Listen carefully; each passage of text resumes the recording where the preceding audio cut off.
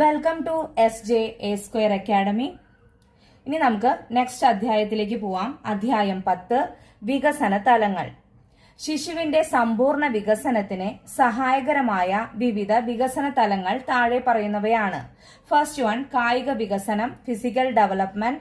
Second one ചാലകശേഷി വികസനം, motor development. Third one ഭൗതിക വികസനം, ഇന്റലക്ച്വൽ ഡെവലപ്മെന്റ്. ഫോർത്ത് വൺ വൈകാരിക വികസനം, ഇമോഷണൽ ഡെവലപ്മെന്റ്. ഫിഫ്ത് വൺ സാമൂഹിക വികസനം, സോഷ്യൽ ഡെവലപ്മെന്റ്. സിക്സ്ത് വൺ സാൻമാർഗിക വികസനം, മോറൽ ഡെവലപ്മെന്റ്. സെവൻത് വൺ ഭാഷാപര വികസനം, ലാംഗ്വേജ് ഡെവലപ്മെന്റ്. അപ്പൊ ഇത്രയാണ് വികസന തലങ്ങള്. ഇനി നമുക്ക് ഫസ്റ്റ് വൺ കായിക വികസനം, ഫിസിക്കൽ ഡെവലപ്മെന്റ് ഡീറ്റെയിൽ ആയിട്ട് പഠിക്കാം.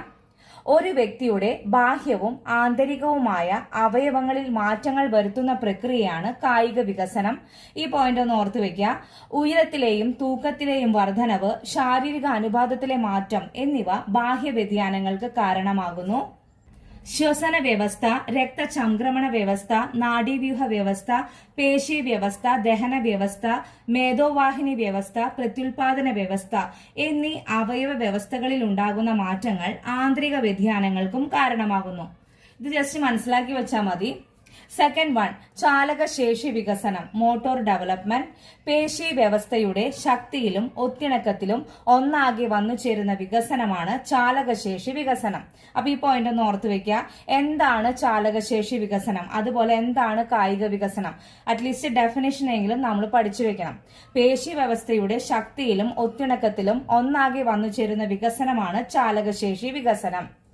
പേശി ചലനങ്ങളിൽ അന്തർഭവിച്ചിട്ടുള്ള ശക്തി, വേഗം, സൂക്ഷ്മത, ഒത്തിണക്കം എന്നിവ ചാലകശേഷി വികസനത്തിന്റെ സവിശേഷതകളാണ്. ചലനക്ഷമതകളുടെ സാമാന്യ വികസന പ്രവണതകൾ. ഇത് വളരെ ഇമ്പോർട്ടന്റ് ആണ്. ഫസ്റ്റ് വൺ വലുതിൽ നിന്ന് ചെറുതിലേക്ക്. സെക്കൻഡ് വൺ സ്ഥൂലത്തിൽ നിന്ന് സൂക്ഷ്മത്തിലേക്ക്. തേർഡ് വൺ ശിരസിൽ നിന്ന് പാദത്തിലേക്ക്. അതെന്താണ്? സെഫലോകോഡൽ ആണല്ലേ. ഇത് നമ്മൾ ഏതിലാണ് പഠിച്ചിരിക്കുന്നത്? വികാസ തത്വങ്ങൾ, പ്രിൻസിപ്പിൾസ് ഓഫ് ഡെവലപ്മെന്റിൽ പഠിച്ചിട്ടുണ്ട്. കേന്ദ്ര സ്ഥാനത്ത് നിന്ന് അകന്ന ഭാഗങ്ങളിലേക്ക്. അതെന്താണ്? പ്രോക്സിമോ ഡിസ്റ്റൽ ആണ്. ഫോർത്ത് വൺ ദ്വിപാർശ്വങ്ങളിൽ നിന്ന് ഏകപാർശ്വത്തിലേക്ക്. ഫിഫ്ത് വൺ പേശികളുടെ അധിക പങ്കാളിത്തത്തിൽ നിന്ന് കുറഞ്ഞ പങ്കാളിത്തത്തിലേക്ക്. ഇത്രയാണ് ചലനക്ഷമതകളുടെ സാമാന്യ വികസന പ്രവണതകൾ. അപ്പൊ ഇത്രയും പോയിന്റ്സ് ഓർത്തു വെക്കുക.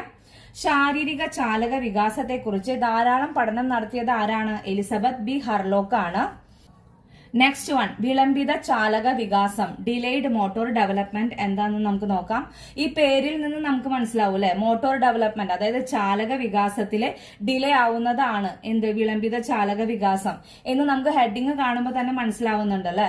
ഓരോ പ്രായത്തിലും കുട്ടി ചില ശാരീരിക ചാലക പ്രവർത്തനങ്ങൾ, ഫിസിക്കൽ മോട്ടോർ ആക്ടിവിറ്റീസ് ചെയ്യണമെന്ന് പ്രതീക്ഷിക്കുന്നുണ്ട്. ഒരേ പ്രായമുള്ള എല്ലാ കുട്ടികളും ഒരേ നിലവാരത്തിലുള്ള ചാലക പ്രവർത്തനങ്ങൾ ചെയ്യണമെന്നില്ല.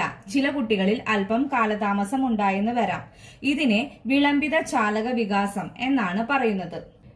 അപ്പൊ ഇന്നത്തെ ക്ലാസ് ഇത്രയാണ്. താങ്ക്